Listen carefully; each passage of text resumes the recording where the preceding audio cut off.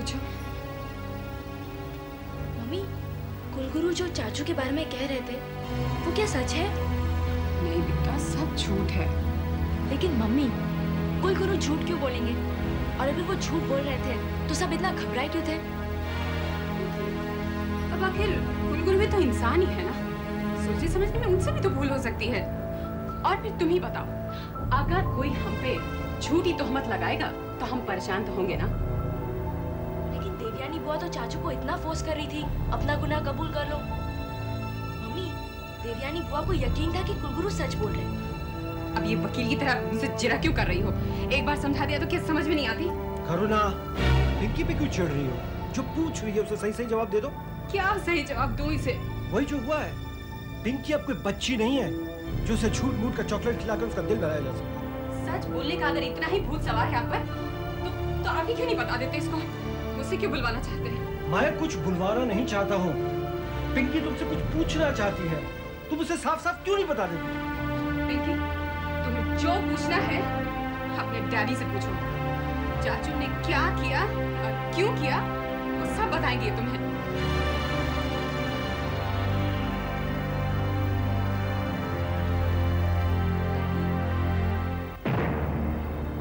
मुझे आपसे कुछ भी नहीं पूछना।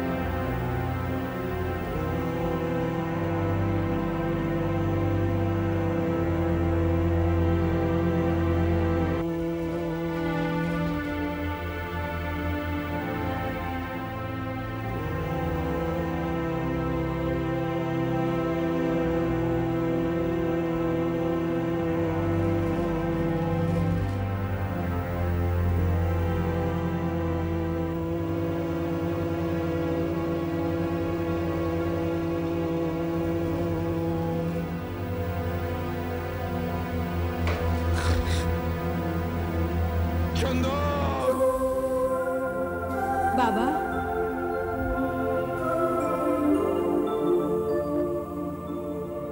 बिटिया, चंदा। बाबा मुझे क्षमा कर दीजिए, मैं यहाँ माफी मांगने के लिए आई हूँ।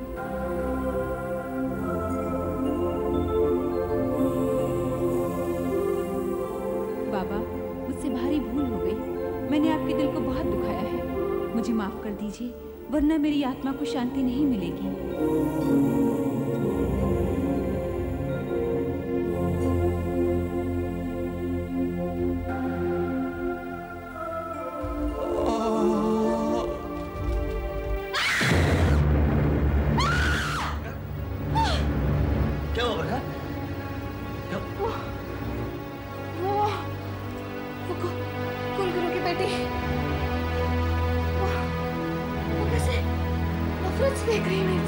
क्या कह रही है तुम होश में तो हो? एक मिनट।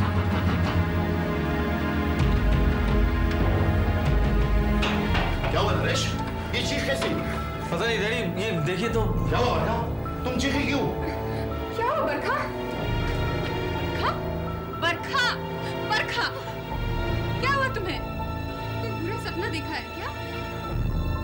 नहीं दीदी, वो सपना नहीं था, वो हकीकत था। वो लड़की चंदा मेरे शरीर को अग्नि दे रही थी। मेरा शरीर चिता पर पड़ा था दीदी, मैंने उसको देखा। What rubbish बरखा, मरे हुए लोग कभी जिंदा हो सकते हैं क्या? मुझे कुछ नहीं मालूम, मुझे नहीं मालूम कुछ, मैंने उसको देखा, वो वहां थी।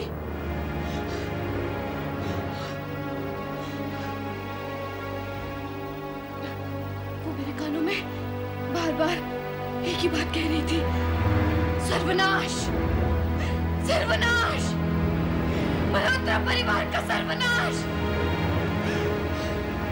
कोई नहीं बचेगा, कोई नहीं बचेगा, सब खत्म हो जाएगा, सब खत्म हो जाएगा, कोई नहीं बचेगा, कोई नहीं बचेगा।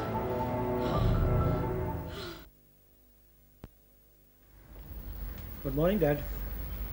जीते रहो। एक कप चाय बनाऊं आपके लिए? नहीं बेटे, चाय मेरे लिए मत बनाना। क्यों? क्या बात है? इच्छा नहीं है। सच पूछो तो कुछ भी करने को दिल नहीं करता बेटे। डैड मैं जानता हूं आप परेशान हैं, चिंतित हैं। हम सबकी यही कैफियत है। आप अपना ख्याल रखिए। अगर आप इस तरह सोचते रहे तो आपकी सेहत पर असर पड़ेगा। न सोचना कि मेरे बस में है बेटे। कुदरत का भी क्या अजीब निजाम है। एक ही परिवार, एक ही माहौल, एक ही जैसी तरबियत में पले बड़े दो बेटे, एक अशोक और दूसरा नरेश।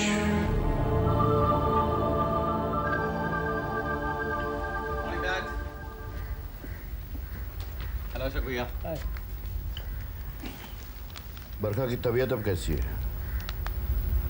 रात डॉक्टर ने नींद का इंजेक्शन दिया है, अभी तक सो रही है। उठेगी तब तक ठीक हो जाएगी। लेकिन आप लोग ऐसे मुंह उतारे हो क्यों बैठे? What's wrong? दफ्तर नहीं चलना है क्या? जाना है, दफ्तर तो जाना है। तो चलिए तैयार हो जाइए। 11 बजे मैनेजर्स को बुलाया है। I think we all should be there. तुम चलो, हम लोग आते हैं। ओके। डैडी, नरेश काम के मामले में कब से इतना सीरियस हो गया है? क्या ये सब दिखावा है? नहीं बेटे, ये दिखावा नहीं है। सुख दुख, शर्मिंदगी, पछतावा, इस किस्म का कोई भी जज्बा उसकी फितरत में नहीं है। तुम दोनों के इस फर्क को देखकर ताज्जुब होता है। पता नहीं नरेश का होगा क्या। जीते रहो। कल का होमवर्क किया? जी master ji, A to Z तक पूरा लिख दिया। आपने मुझे कहा था कि 2 बार लिखने, लेकिन मैंने 4 बार लिख दिया। अरे वाह, तुम तो बड़ी तेज हो पढ़ाई लिखाई में।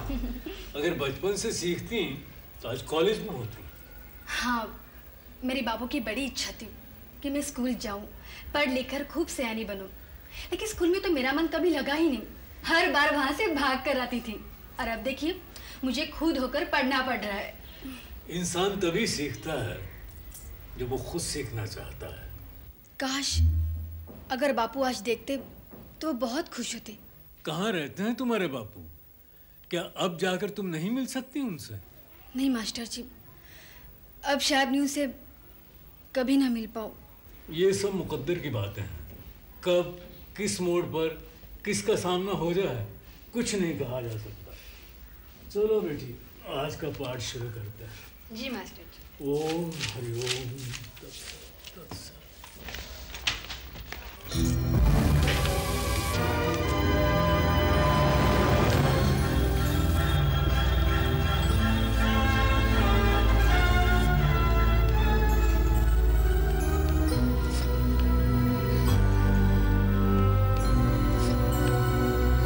क्या देख रही हो रूपा?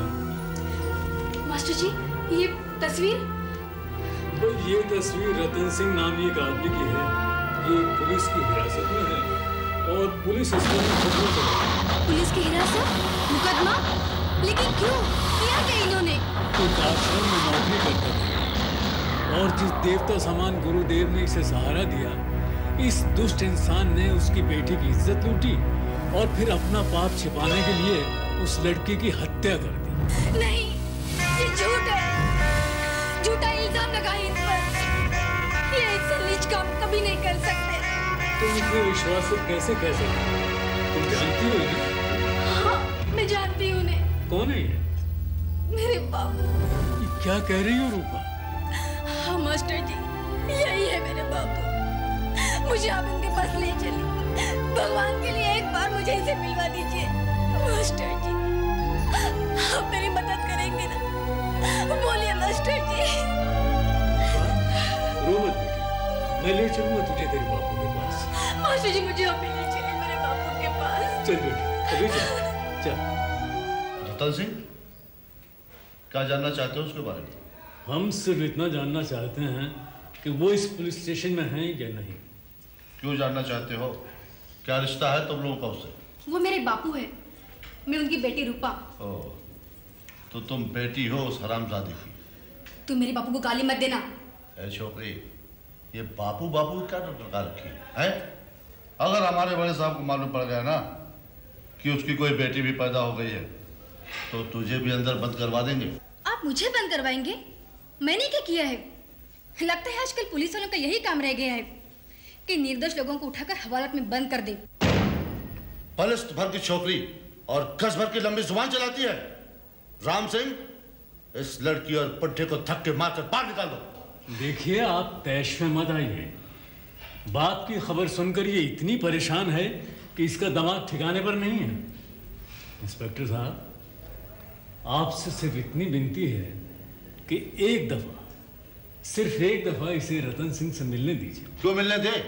ये पुलिस स्टेशन क्या इस लड़की के बाप का है कि जो ये कहे वही मैं करूं?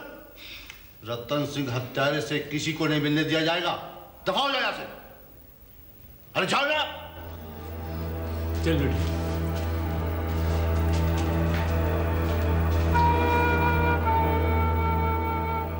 रतन सिंह की बेटी यानी खतरे की घंटी।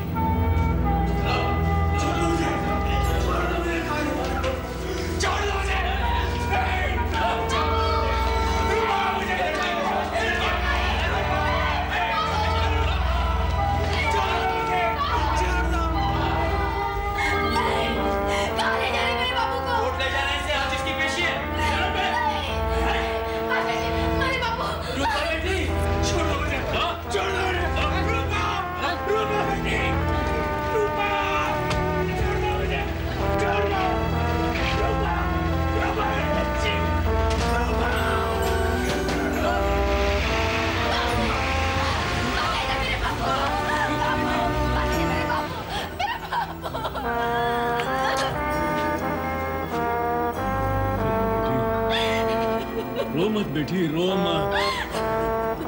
7 समंदरों के मुकाबले में इंसान की आंख से कहीं ज्यादा आंसू बह चुके हैं।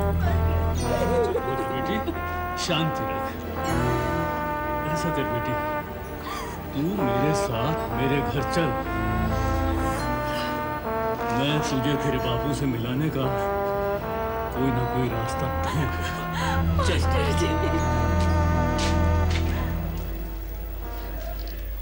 प्रकाश। अरे बाबूजी, आप बड़े जल्दी आ गए। हाँ बेटा, एक ही ट्यूशन पर गया था और वो भी पूरी नहीं कर पाया। क्यों? बेटा, मेरी एक शिष्य है रूपा, उसके पिता को बलात्कार और हत्या के अपराध में हवालात में बंद कर रखा है। कानूनी कार्रवाई के संबंध में न मुझे कोई जानकारी है न रूपा को। मैंने सोचा घर में एक वकील मौजूद है, शायद वो बेटी को बाप से मिलाने में कुछ सहायता कर सके। उसके बाबू को हत्या और बलात्कार के जुर्म में गिरफ्तार किया गया। हाँ, तुमने पढ़ा होगा, आज ही के अखबार में छपा। रतन सिंह नाम है उसका। बाबूजी, ये रूपा वही लड़की है ना जिसका आपने एक बार जिक्र किया था, जो मैडम के कोठे पर रहती है?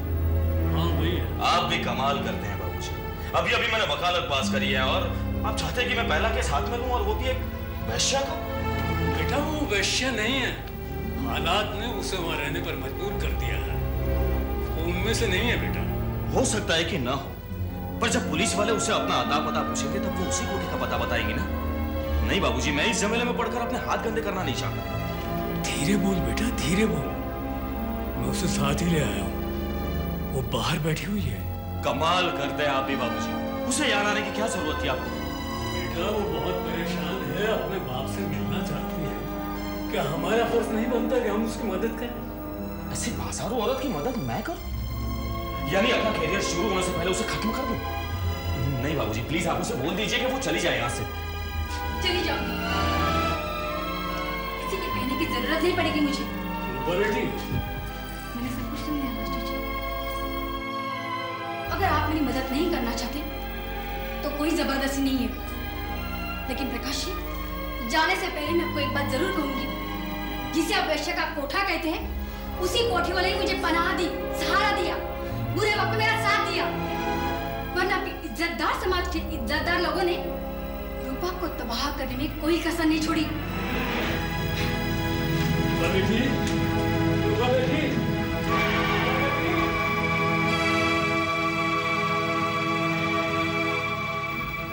बरखा, अब कैसा लग रहा है? कैसा लग रहा है कुछ बता नहीं सकती दीदी। अजीब अजीब से ख्यालात मन में आते रहते हैं। ऐसा लगता है ये घर, ये शहर, सब कुछ छोड़कर चली जाऊं। कोई ऐसी जगह जाऊं जहां कोई मुझे जानता ना हो, कोई पहचानता ना हो, जहां कोई ये न कह सके कि मैं नरेश मल्होत्रा की बीवी हूँ। अपने आप से दूर भागकर कुछ हासिल नहीं होगा, जिससे कोई फायदा नहीं, जो होना मुमकिन नहीं, ऐसी बात सोचना ही क्यों? इसके अलावा कुछ बाकी भी तो नहीं बचता सोचने के लिए। अरे वाह, ये कैसे हो सकता है? अपनी जिंदगी के बारे में सोचो, अपनी घर गृहस्थी की ओर ध्यान दो। दीदी, अब तो मुझे ये यकीन भी नहीं रहा कि जिंदगी जिसके नाम अर्पण कर दी थी, मैं उसके साथ जिंदगी गुजार पाऊंगी या नहीं। तुम्हें पता है दीदी, जिस रोज ये हादसा हुआ उसी रोज सुबह इन्होंने मुझे यकीन दिलाया, कसमें खाई कि फिर मैं वो गलतियां दोबारा नहीं दोहराऊंगा। और दीदी से तुम देखो कि उसी रात उन्होंने कुलगुरु की बेटी के साथ। बस बरखा, बार बार उस किसी का जिक्र मत करो।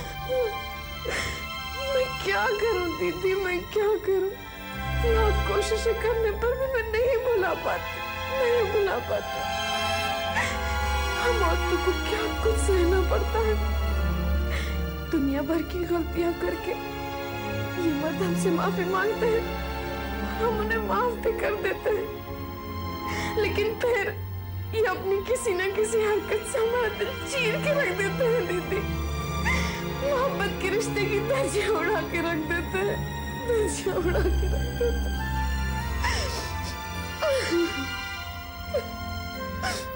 सुनो बरखा, औरत को और धरती को बहुत कुछ सहन करना पड़ता है। उस बारे में जितना सोचोगी, जितना बोलोगी, उतनी ज्यादा तकलीफ होगी तुम्हें। उस खौफनाक हादसे को, उन नाखुशगवार यादों को भुलाने की कोशिश करो बरखा, वरना नरेश के साथ एक पल भी गुजारना तुम्हारे लिए दुश्वार हो जाएगा। ठीक है दीदी, मैं कोशिश करूंगी।